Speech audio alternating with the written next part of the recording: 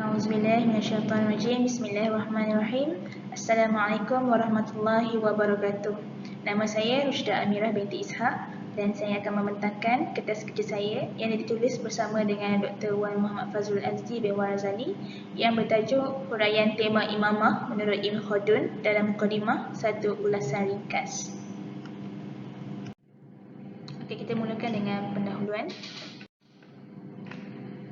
Umumnya skop kajian ini ataupun makalah ini meliputi subtopik ke-27 dalam Mukadimah Ibn Khaldun, di mana dalam bab ataupun fasal ketika Mukadimah yang bertajuk Al-Faslu Al-Thalis minal kitab fil duwal wal muluk wal khilafah wal maratib al-sultaniyah, ataupun dalam bahasa Melayunya dinasti, raja, khalifah, pangkat dan pemerintahan, Ibn Khaldun telah mengkhususkan satu subtopik untuk membincangkan mengenai Syiah, di mana subtopik tersebut merupakan subtopik yang ke-27 bertajuk Faslu fi Mazahib Asy-Syiah fi Hukmil Imamah ataupun mazhab Syiah mengenai imamah.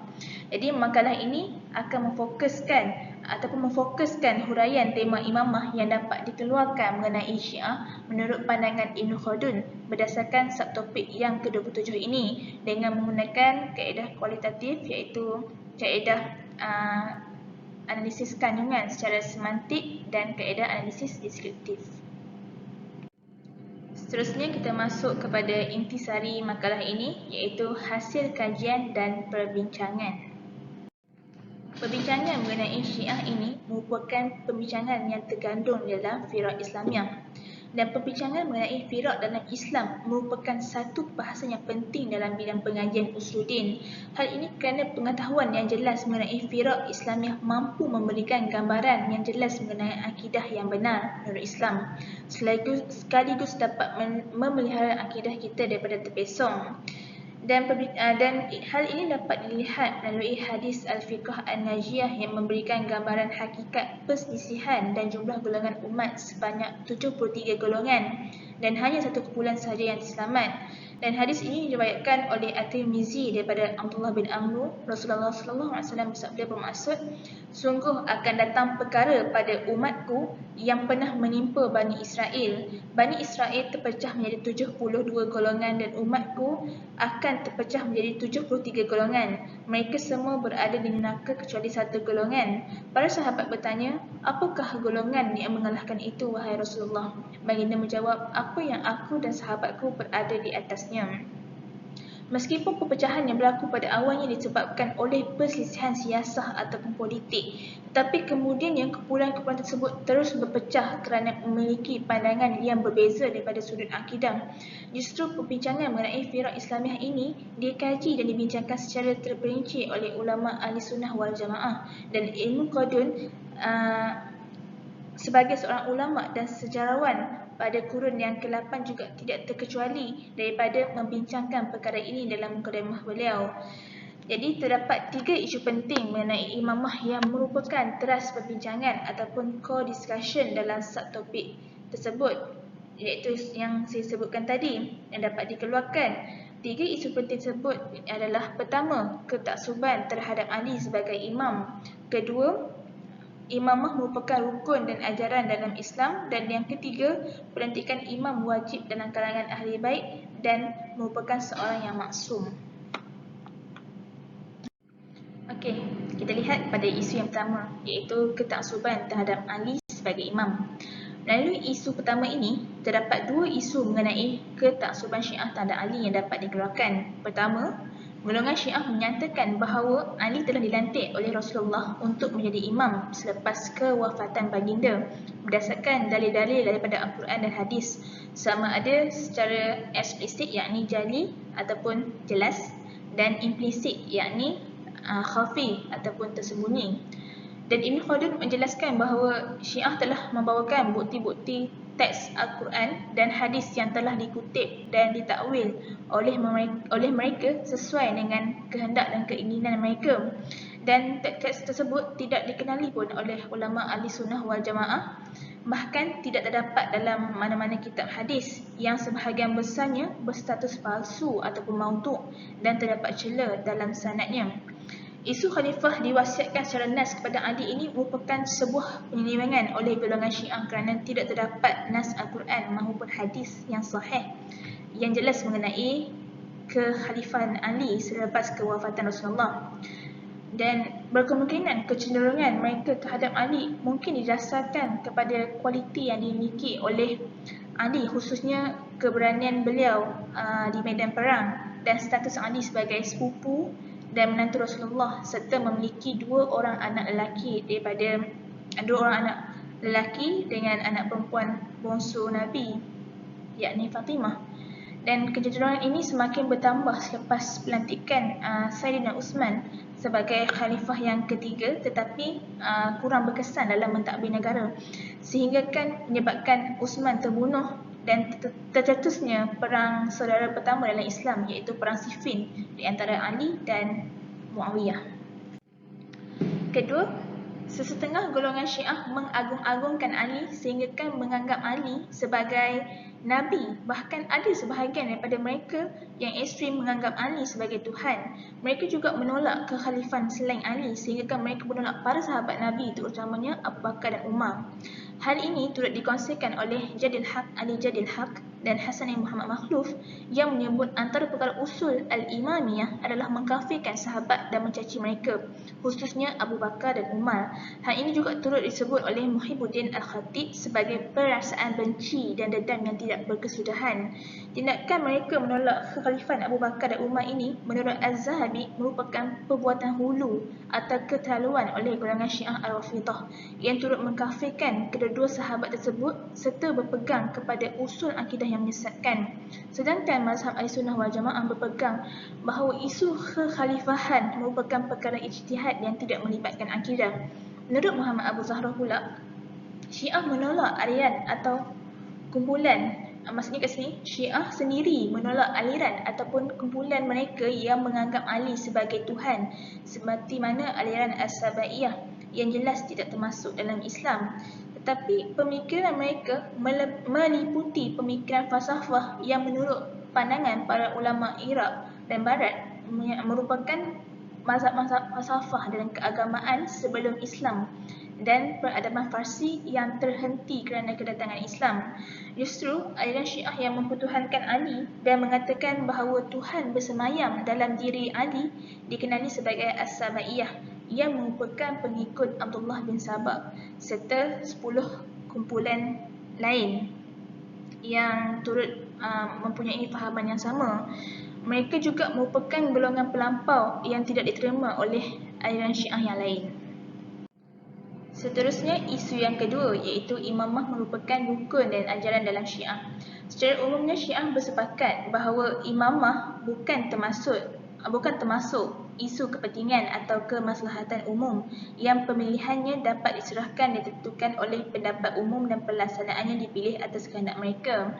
Hal ini kerana bagi golongan Syiah, imamah merupakan rukun dan ajaran dalam Islam dan seorang Nabi tidak boleh mengambil mudah dan menyerahkannya kepada ummah. Sebaliknya, wajib ke atas Nabi menentukan seorang imam yang akan menjadi pemimpin mereka. Menurut Asy-Syahrastani, golongan yang pertama menggunakan istilah imam bagi giliran pemimpin mereka ialah Syiah. Akan tetapi mereka ini bukanlah daripada pengikut Abdullah bin Sabah atau Al-Amba bin Zara' Ad-Dawsi kerana keduanya lebih cenderung mempertuhankan Ali. Oleh itu, mereka yang dimaksudkan ini adalah pengikut Kaisan, iaitu hamba ataupun maula kepada Ali, dan dikatakan bahawa Syiah telah menggunakan istilah imam yang merujuk kepada pemimpin mereka ini semenjak kurun pertama hijrah, iaitu pada zaman Muhammad bin Al-Hanafiyah. Imam bagi Syiah bermaksud peneraju kepada kepimpinan Rasul dalam menyampaikan dakwah dan menjaga kesucian agama, kerana Rasul adalah pemimpin akhlak serta pemimpin negara, dan kepimpinan ini dikenali sebagai imamah ahli bait bersempena imam mereka yang terdiri daripada keturunan Rasulullah. Justru imamah di sisi Syiah merupakan salah satu rukun yang wajib dipenuhi oleh umat Islam kerana telah disyariatkan di dalam Al-Quran dan telah diwasiatkan dalam hadis Rasulullah SAW. Menjawab kepada isu ini, Al-Asy'ariyah berpendapat bahawa imamah adalah wajib berdasarkan syarak dan menegaskan ke atas perkara ini, Al-Qadadi mengatakan bahawa adalah wajib menentukan imam pada setiap keadaan yang tidak memiliki imam yang jelas dan sekiranya dilihat jelas maka wajib mentaatinya. Manakala Al-Juwaini mengatakan imamah bukanlah ketetapan dalam akidah tetapi merupakan sepenuhnya amanat umum.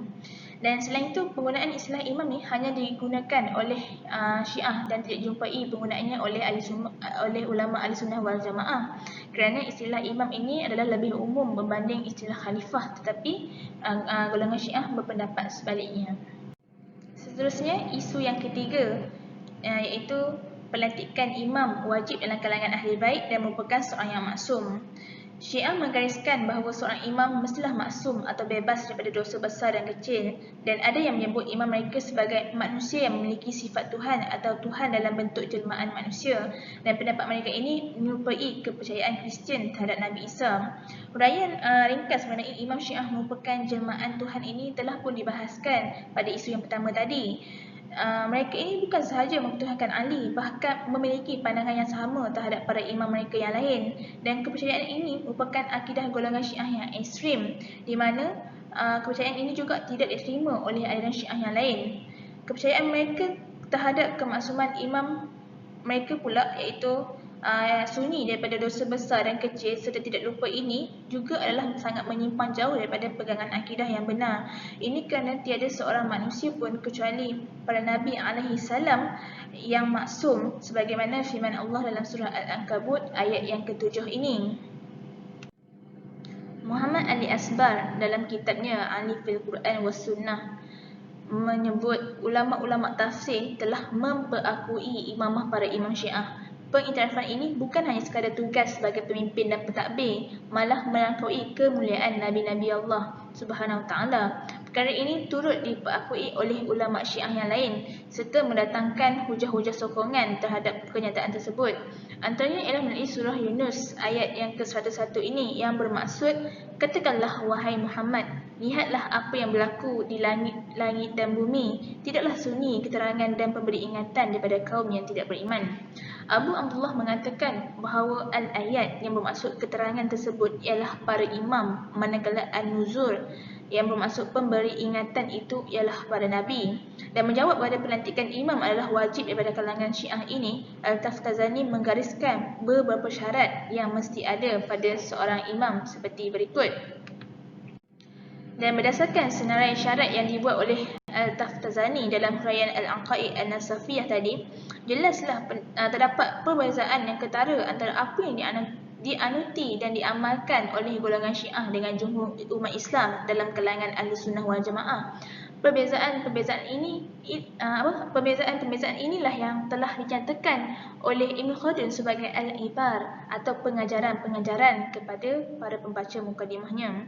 Dan apa yang menarik dapat dilihat dalam mukadimah juga adalah isyarat jelas yang diberikan oleh Ibn Khaldun mengenai sumber-sumber rujukannya mengenai perkara ini. Kata Ibn Khaldun pada perenggan akhir dalam subtopik ke-27 ini, pembaca yang hendak mendalaminya dan menelaahnya dapat membaca buku Al-Milal wa Nihal karya Ibn Hazm dan Al-Sharastani dan lain-lainnya. Allah memberi jalan sesat kepada siapa yang dikehendakinya dan memberi petunjuk orang yang dikehendakinya kepada jalan yang lurus. Dia Maha Tinggi, Maha Besar.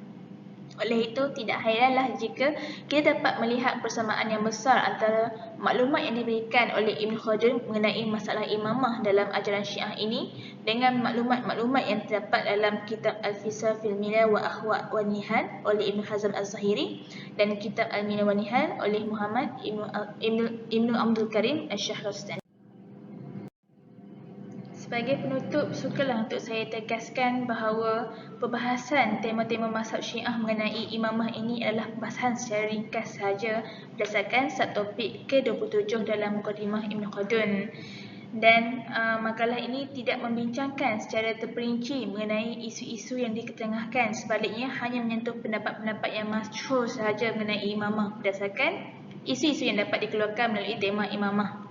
Dan kajian yang lebih mendalam masih diperlukan bagi mengupas secara terperinci mengenai mazhab Syiah ini, khususnya pandangan mereka terhadap imamah seperti apa yang dinukilkan oleh Ibn Khaldun dalam mukadimah beliau. Kemudian membandingkan dan mencari titik persamaan pandangan Syiah terhadap isu imamah ini dengan pandangan ulama-ulama lain dalam kalangan Ahli Sunnah wal Jamaah yang muktabar. Sekian sahaja daripada saya. Assalamualaikum warahmatullahi wabarakatuh.